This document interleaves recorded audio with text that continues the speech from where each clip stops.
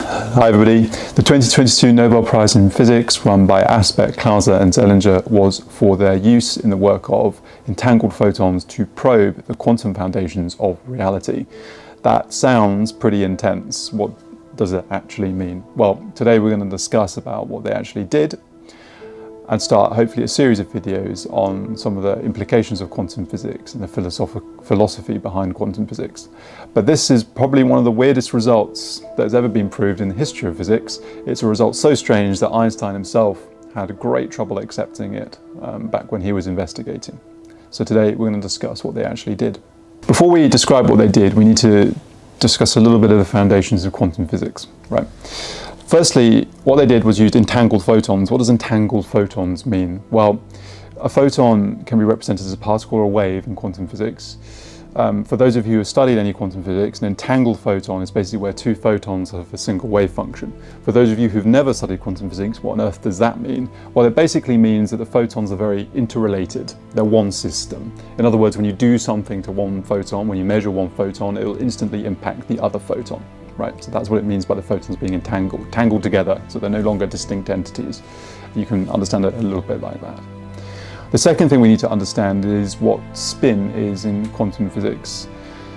Every particle has a spin state. Now, it doesn't really mean something spinning on its axis. It's actually a purely quantum principle, but for our purposes, you can just think of it as a property of a particle that can be measured. And you can be spin up or you can be spin down. Right, they're the two states that you can be in. And so what has to happen in an entangled system of photons is if you measure the spin of one of the photons as up, the other has to be down. If one's down, the other has to be up. So they'll be different, basically. Now, here's the fundamental, important part of quantum physics that's critical to this whole discussion. It's not that you do not know what the photon spin state is until you measure it, right? It's not like, for example, you have a red ball in a box. It's red in the box, and you open the box, or it's red, and it was always red. You just measured it.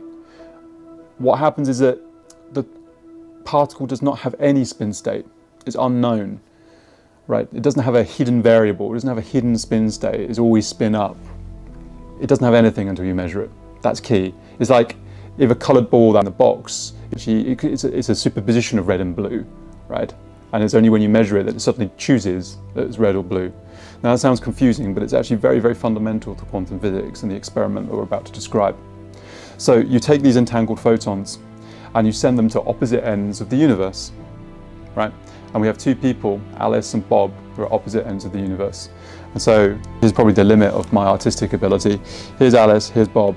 Let's say Alice is on Earth and we sent Bob out to somewhere outside the solar system. So they're a long way apart. And we have our two photons. I'm going to draw them as particles. For those of you who are quantum physicists, you know that's not entirely accurate, but bear with me. We send the photons out, all right? And then Alice here, she makes a measurement of a photon. Now remember what I said, the photon doesn't have any spin state until she measures it, right? It's a superposition of spin states, it's everything at once. But she measures it, and she measures spin up. What does that mean? Well, you remember, these are entangled photons. It means that the photon here, as it reaches Bob, has to be spin down. As soon as Alice measures, this is spin down, this is spin up. Now, okay, you may think, fine, you told me the rule, they have to have different spin states. But why is that a problem? Well, it's a problem because it seems that information has been transferred instantaneously across the solar system. Because as soon as Alice measures, as soon as Alice understands that she's spin up, Bob instantaneously knows spin down. That particle instantaneously is spin down. It looks like that information, that entanglement, has reached across vast distances in space, broken the barrier of the speed of light to instantaneously communicate information. All right, so this is pretty crazy stuff, obviously, and it's actually technically called the principle of non-locality in quantum physics. This is what these guys proved, effectively, was non-locality. Locality means that stuff that happens in this bit of space can't affect things that happen all the way over there, outside of the range of speed of light, outside of that kind of causal boundary. But actually, the thing is, in quantum physics is non-local. Right? These particles can influence each other across distances of the solar system. Famous physicists and mathematicians have proved how it is, in fact, all self-consistent. So ultimately, this is an experiment about non-locality. These guys set out to prove, they actually originally wanted to prove that this was a load of nonsense. but they actually turned out in proving that this quantum entanglement, non-locality, is actually a property of our physical universe, and it's extremely counterintuitive. I think to end, 2 points, right? The first point is that a lot of what I just said might be quite confusing. So what I'll do for the next few weeks and months is put out some more videos on the fundamentals of quantum physics and how it interacts with philosophy and so on, like what is the nature of reality to a quantum physicist, right? So that's the first point. So don't worry if you didn't understand everything. We'll continue to talk about it over the coming months.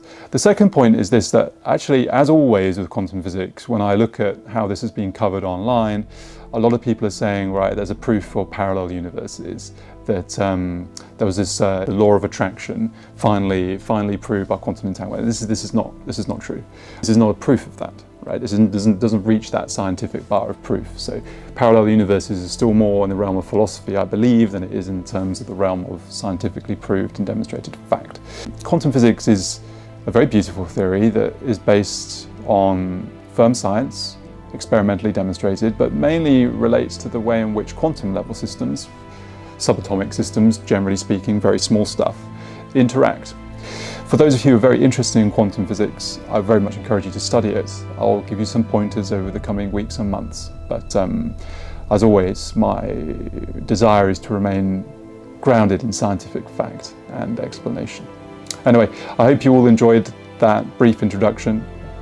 Watch this space, because we'll be talking about the quantum universe a little bit more.